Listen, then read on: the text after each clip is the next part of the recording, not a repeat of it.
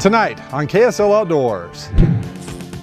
Oh, I missed him. Right back. Oh, I got him. Double up. Stripers are boiling at Lake Powell. Some of the most fun and chaotic fishing is right now. Oh, yeah. Come along as we fish with a man who has 42 years of knowledge on Lake Powell. I'm Adam Eakle, and let's go fishing.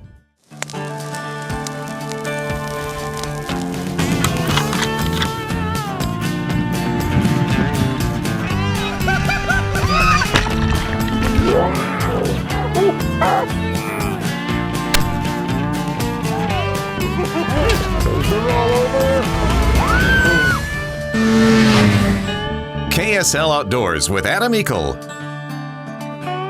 is brought to you by your local Ford stores. Lake Powell is boiling. Welcome to KSL Outdoors. Oh, I missed him. Right back. Oh, I got him. Double up. Fishing for striped bass when they boil is some of the fastest, most insane fishing you'll ever have. A boil is when a school of stripers gets underneath a school of shad, drives them to the surface, traps them against the top, and then starts to eat them as fast as they can. Look at him going out here. So what you'll see is a bunch of stripers jumping out of the water, thrashing around. Sometimes the water splashes up even 3 feet. I've seen it that high before. Joining my buddies and I is Wayne Gustaveson, the fisheries biologist here, who has spent more than anyone else on this reservoir fishing and managing the fishery. Wayne has come up from Walweep and joined us at Bullfrog. Our intent is to head up lake and show you where to look for boils, what to use, and how to keep your catch. We launched out of Bullfrog, came up lake. It was a little bit choppy. We were trying to beat the sun. As soon as it started to get light, we were about halfway up, probably at 7 Mile Canyon or so. And we started to see a few individual fish come up at that time. But then we came around the corner looking towards Good Hope Bay, and the bay boiled all the way across. Oh my goodness, that's looking good. There's Brad's on. Oh, Wayne, looked like you got a hit. 2 hits. Oh, look at him jump. That's awesome. Look at them leaping out of the water. They're trying to maim as many as possible so that they can come back and pick them up. Fish on. We came around the corner, and honestly, they call it boil for a reason, because it looked like you were boiling a pot of water. There was 100 fish in one boil if there was one coming up. Brad's got one. And it lasted for what, 2.5 hours? Yeah. I mean, just crazy. What a pretty venue. Holy cow. Yeah, what a pretty place to be fishing on a Thursday, huh? There he is, got him. Oh, jumping striper. He came all the way out of the water to get that. Yeah. Striper boils. So you have to get them when they're on top. They come up, you see them, and you have to cast right then. When they go down, they just dive to the bottom. Oh, you got it. Wayne says it's a good idea to have multiple rods rigged up. Come on, Brad, triples. One for top water, another for mid-range. I like to use a Maniac minnow on an 1/8 ounce or 1/4 ounce jig head. Boy, that's a big fish, pretty healthy. And another rod rigged with a heavy 3/4 to 1 ounce spoon for deeper fish. That was mine. That was mine. Yeah. Oh, he missed it. One more time. I really like topwater lures because There he is, he got the hook. it's so exciting. If you get a hit, you can see it because he blows the lure up in the air. So surface lures are good. When the stripers are chasing shad on top, they get underneath the school and they drive them up to the surface. Then they're looking for a shad to come down, jump out of the water and come back down. And so they see the surface lure hit and they say that's a shad and they're going to go get it. So they're really aggressive. Oh yeah. Now, as soon as they quit boiling, the school groups up again. And if you watch your graph, sometimes you will see them come right under the boat, and they'll usually be 20 to 50 feet. And as soon as you see them come under the boat, put your top water down, pick up your spoon, drop it down to the depth that they're holding, and you continue to catch just as fast. As soon as you got down. Hit the bottom and hit the fish. I mean, it's not even fair the way it is right now. You could do this every cast. Nice. See if we can get that one. in range. Come on, baby, hit it. Oh, just short. Got it anyway. Oh, came off. Oh, got him. Oh, Oh, what fun, Wayne. Haven't had that in a while. it's worth the trip. We'll dive a little deeper into Wayne's 42 years worth of knowledge on stripers in Lake Powell when we return. But first, let's test your knowledge of the man who this lake is named after in tonight's climate quiz question. Lake Powell is named after soldier, scientist, and explorer John Wesley Powell, best known for his daring exploratory trips down the Green and Colorado rivers. Our climate quiz question is, John Wesley Powell led 2 expeditions down the Green and Colorado rivers. Can you tell us what years these trips occurred? Once you know the years, log on to our KSL Outdoors Facebook page, give us the correct answer, and a like. We'll then randomly select and announce a winner on our page the following week. The winner set to walk away with a Climate Static V sleeping pad. And our answer to last week's question, which was, can you name all 4 goose hunting zones? The zones are the Eastern Box Elder, Northern, Southern, and Wasatch Goose zones. KSL Outdoors, powered by Ford, will be right back to chasing stripers at Lake Powell.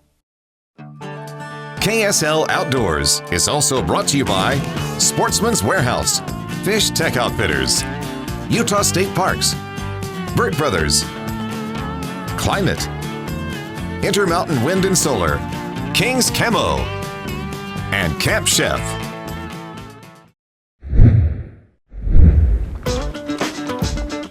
Good Hope Bay is boiling. Got him. Got him? Nice. I don't know, that was probably within 8 feet of the boat. That's pretty close. Got to fight him in the live well here now. Come on, hit it. Oh, you got it. Oh, we got a screamer.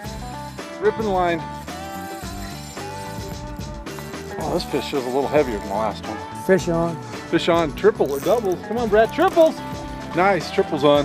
Definitely, right now, there's more boils action in the Good Hope to Height area. So White Canyon, Farley, Track Eye, 2 mile, 4 mile. You can start at Good Hope Bay. Okay, right against shore, right? 5 of them just came up straight ahead and just go all the way up towards Track Eye, and you can find fish anywhere. Get here early, go out and catch as many as you can for that morning bite, and then fillet your fish, then start looking again at between 10 and 12. Wow, we are at the center of a boil. Every place you look, there's fish. Fish on. Strong. He's not coming our way. Pulling the boat backwards. All right, while you guys are catching the last of these, I'm gonna start putting these away. It's good to have volunteers to do that. And like we told you a few weeks ago, we're gonna bleed them out so that the fillets are a little wider, a little more edible, or at least a little more pleasing. All right, after you've caught 30 fish in 10 minutes, it's a good idea to check your line. Look right here for any nicks, creases, especially because at the next boil, the first time you cast it out, if it's got a nick in it, it's going to break off and you're going to lose the lure. So check, retie, and then go find the next boil.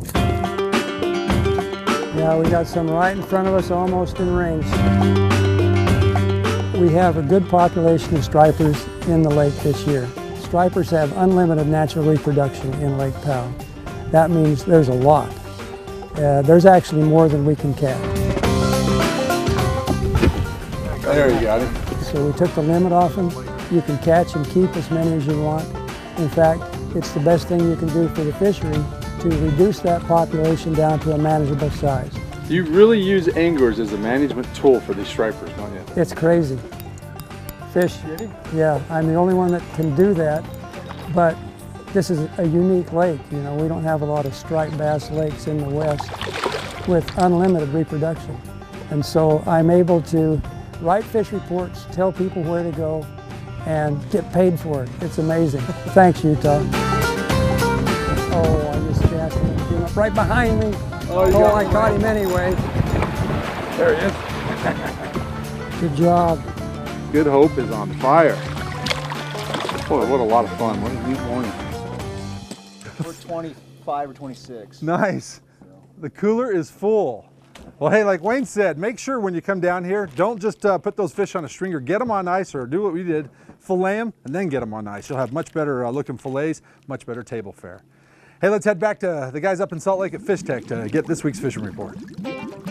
Hi, I'm Dan Smith from Fish Tech Outfitters. Are you tired of treble hooks getting tangled up in your net and you want to go to a single hook? Well, there's a couple ways of doing it. There's two different hook designs that are single hooks that you can use. The first one is Swedish Open Eye from Gamakatsu. The second one is actually designed for crankbaits. It's a big eye straight hook. What you do is you take your treble hooks off of your lure, just open the split ring, take the treble hook off. This one happens to be the owner, and I like this because it comes out straight. Then you put the single hook on. Now you put the back one up, the front one down. That way they don't get tangled up. If you're going up to Alaska, some of the places up there you can't use a treble hook. Also, if you want to use a jerkbait with a single hook, you can do it with jerkbait. These aren't designed to be changed, so what you do is you cut the hook off and then use that open eye, you put it on, and then you take a pair of pliers and close the eye. Some of them actually come with the open eye hook, so you can change them when you're in Alaska. Some of them don't. If you have any questions on how to put a single hook on a treble hook lure, come on down to Fish Tech and we'll show you how. Now for tonight's fishing line.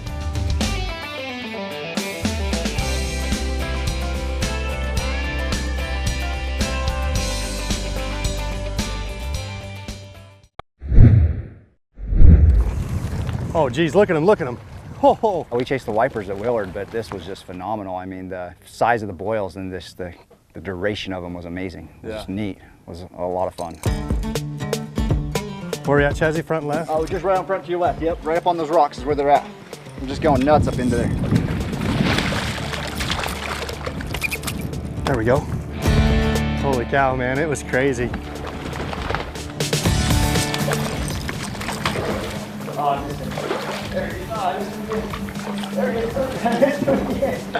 Fourth time. We found boils from buoy 114 all the way up to White's Canyon. Wayne expects these boils to last until late October, maybe even into mid-November. The striped bass and shad are thriving in part because of high water Lake Powell received this year. Wayne says all species in Lake Powell will enjoy good production this year. Oh geez, look at that fish. Because of this higher water. So smallmouth, largemouth, crappie, bluegill, all those are going to have a better year for reproduction. They always reproduce, but they don't often survive because they have no place to hide. So now that they've got a place to hide in the brush, in the tree, they're going to survive better. So that means 2-3 years down the road, we're going to catch more crappie, bluegill, and largemouth. And that's good because those fish really needed it. That's the only problem they have in Lake Powell is not enough underwater habitat. There we go. So if you decide to head down and target boiling stripers, here's a few things to take with you. Oh, there he is. Look at that rod bend. 1. Keep multiple rods rigged up and ready to go. My buddy Brad landed 2 fish for every one I caught. Yeah, that's bigger. Healthy fish. That one's nice there. Down goes the rod, pick up another rod and go, huh? Go get another one. More in the middle of them. He was doing best with a single-tail grub and a maniac minnow that mimicked the 1 to 2 inch shad. Which one? Yeah. We were using topwater, like poppers, and just topwater, just the Almost crankbaits. all top Yeah, water. anything on the top, they were just slamming. Nope. Now you got It him. was a lot of fun seeing them come out of the water like that, chasing those lures. Oh, amazing. Absolutely amazing. Second, bring lots of ice. Get your fish or fillets on ice as fast as possible for better table fare. And finally, Now Brad's got them. if the wind knocks the boils down, grab a spoon and search out the school and jig for the stripers. We've had just as successful trips using a spoon. Well, I appreciate you coming down and meeting with us. Adam, it's been great. Yeah, a lot of fun. You're always a good time and a wealth of information. And if people are looking for more information, they obviously just go to your website. Exactly, it's there. Yeah, wayneswords.com. You can get his fishing report, and you can get a lot of knowledgeable anglers that are willing to help you out and get your family onto some fish. And you can ask questions. If you're just coming down here to go houseboating, it's okay to do that. We'll answer those as well. Good deal. Hey, more here coming up on KSL Outdoors in a moment, but first, down a different trail in tonight's Utah Field Guide. In the past 4 decades, my family has learned to love this lake and its 96 canyons and over 2,000 miles of shoreline. A few of our favorite places to visit are a must for any first-time adventurer to Lake Powell. First on the list is Rainbow Bridge. Considered sacred in Navajo culture, Rainbow Bridge is 290 feet tall and 270 feet across, higher than the U.S. Capitol building and nearly as long as a football field. Our second favorite place is the Cathedral in the Desert. Located in the Escalante arm of Lake Powell, the cathedral is a breathtaking grotto found at the end of Clear Creek Canyon. The floor of the cathedral is often underwater. When the water is high, however, you can boat right into the cathedral and take a hike or listen to the unusual acoustics. And finally, our favorite canyon in Lake Powell is in the Escalante, and it's called Davis Gulch. Davis Gulch is home to LaGorge Arch, an often photographed arch named after Dr. John Oliver LaGorge, who worked for National Geographic for 54 years. Davis Gulch is also the last known place that Everett Roos visited before he mysteriously disappeared in 1934. His disappearance while traveling through this remote area of Utah remains a mystery to this day. For more information about other great places to visit in Utah, check out our field guide on our outdoors page at ksltv.com. The water is still 80, 83 degrees, depending on which part of the lake you're at here down at Powell. The weather's still hot. Good thing the fishing is still hot. Let's find out that recreation forecast to see if it's going to continue to be hot by turning over the guys and gals in the weather department. Welcome back to beautiful Lake Powell. You know, while we were filleting our catch, many of the stripers were spitting up shad. Here's Wayne as he shows us how to tell the difference between gizzard shad and threadfin shad. If we look at the mouth and pull it open by pushing down with our thumb, it's a threadfin, because gizzard shad's mouth is more on the bottom like a carp, so it won't open up. And then when this shad gets a little bigger, the tail starts to turn yellow. If you ask the striper, he'd say, "I want threadfin." One of the more iconic landscapes down here at Lake Powell, that's Battleship Rock here in Whites Canyon. A cool place, a lot of fishermen know this place, cool place to come and catch 100 stripers like we did today. Make sure to get out here and do the same. Hey, don't forget also when you come down to take a few pictures, maybe some video, submit it to our Snapshot contest. You might win our big prize from Camp Chef. Now the best of the week, our Snapshot of the week.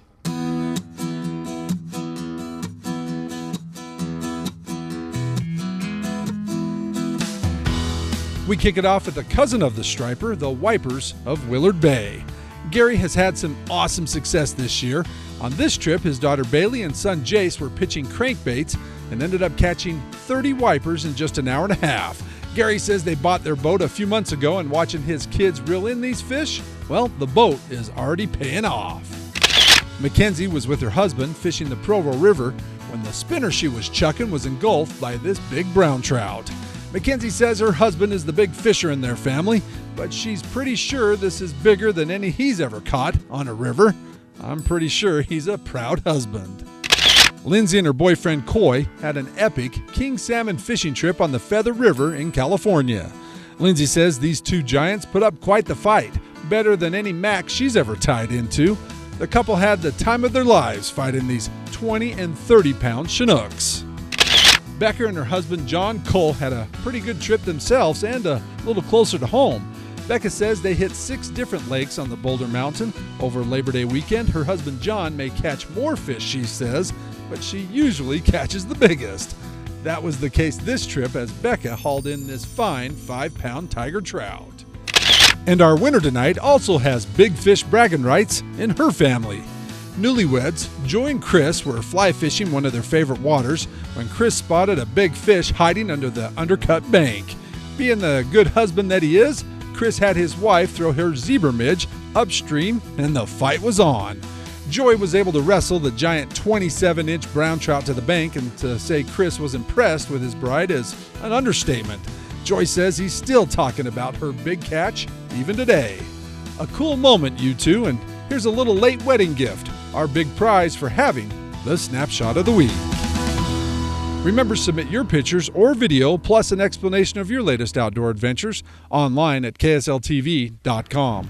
The winner each week wins the new Striker multi-fuel backpacking stove that can be fueled by propane or butane. Plus, the winner is also entered into our Ford Trucks quarterly Facebook giveaway for a Camp Chef pellet grill. Build your outdoor kitchen with Camp Chef, the way to cook outdoors. This fall fishing should last through, I imagine, October sometime. Definitely through October, and if the weather's nice, the first 2 weeks of November. Thanksgiving, no, too late. And again, one last time, if people want some information, what lures to use, where to go, on wayneswords.com. That's right. If I'm not there, well, I just post a question and 10 guys will answer it. Very good. Well, I'm Adam Eakle along with Wayne Gustaveson, wishing you a great time coming down here to Lake Powell and make some memories, even with old Papa outdoors. Thanks. We'll see you next weekend. Good night.